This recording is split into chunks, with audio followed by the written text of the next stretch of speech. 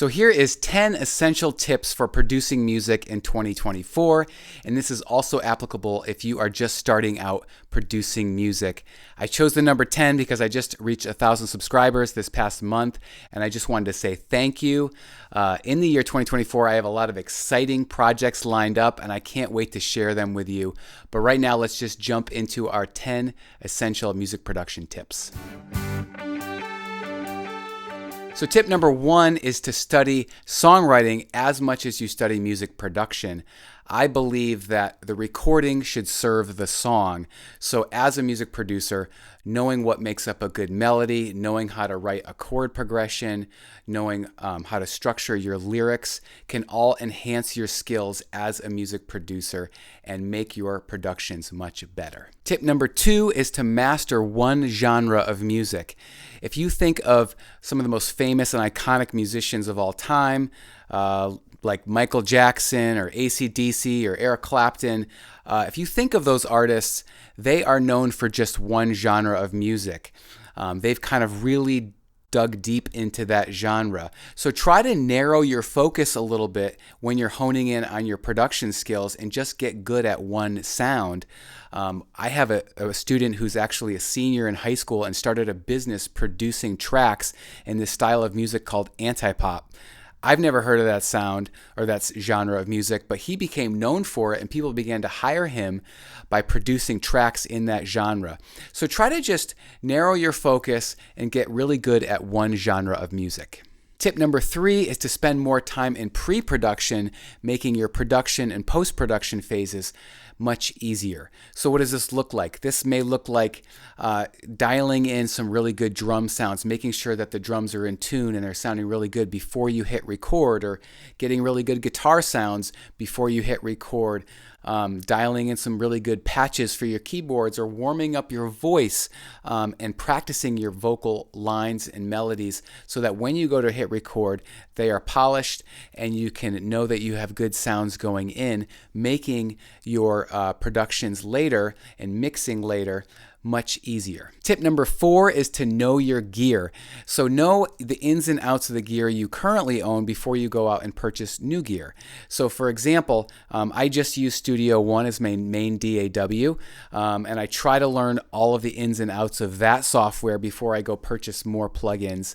I also have the same microphones for many years that I've been using because I know the way that those mics sound. I can get consistent sounds out of them, and it just makes my streamlined process for making music faster. Tip number 6 is to listen for EQ. And what I mean by this is ear training, learning to hear what different frequencies sound like. So this will help you to balance your mix out and quickly identify areas in your mix that maybe are problem areas, and you know what each instrument is associated with those frequencies. So you know where the guitars are, or where the keys are, or where the bass is. It's in that low mid frequencies, or you're hearing a problem at around 1K and you kind of know what that sounds like because you know what those frequencies sound like.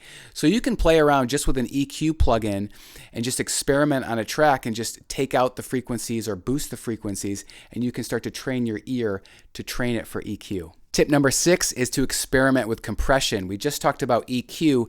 Compression is the other tool you'll need as a music producer. So learning all of the different controls within a compression and what they do and what that makes the track sound like. So learn what the threshold is and the ratio does, what the ratio is, and how that makes your mix sound or your track sound when you apply those, and just try to be pretty drastic with it when you're experimenting. You know, really crank it up or really turn it down and see how that compression affected the mix. Tip number 7 is to use less plugins. So I'm all for efficiency and making music quickly, making it well, but making it quickly. So if there's a track that has 12 plugins on it, you know, first of all, it complicates things a little bit. Second of all, it takes time to put each one of those plugins on.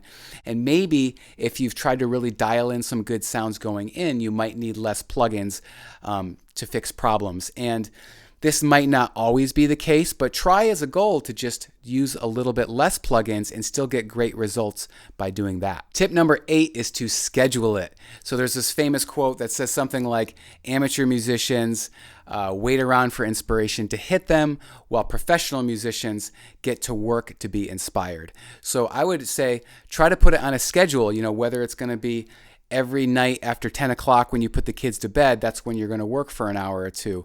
Or on weekends, you're going to get together with some friends and make music. Schedule it and try to stick to the schedule, and then I think you'll find better results that way. Tip number 9 is to collaborate with others. We can't all be great at everything, even as music producers.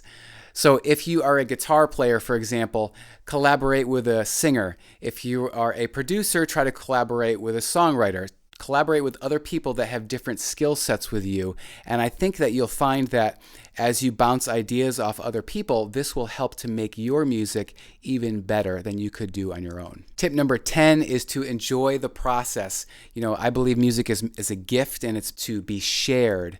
So enjoy the process. Try to remember why you created music in the first place. I just heard this interview with Eric Johnson, who's one of my favorite guitar players as a kid, and he talks about how even after all these years of playing guitar, he tries to approach the instrument with the same excitement that he did when he was just a kid learning how to play it. So enjoy the process of creating music. So if you are looking for some musicians to collaborate with, to hold you accountable, I have something called the Miller Music Club. It's designed for producers, songwriters, and guitar players to learn together, to share their music, and to collaborate with each other.